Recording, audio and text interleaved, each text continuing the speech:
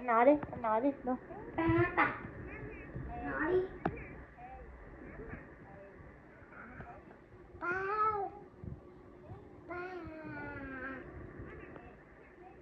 Em nói đi nào đâu. Papa.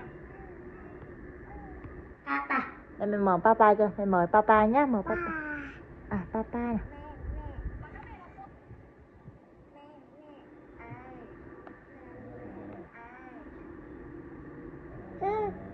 Này mày.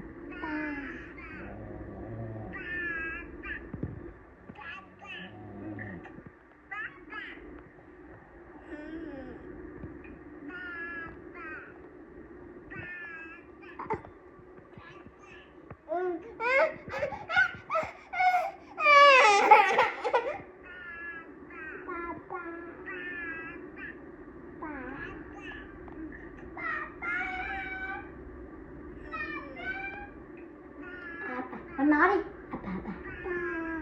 Papa.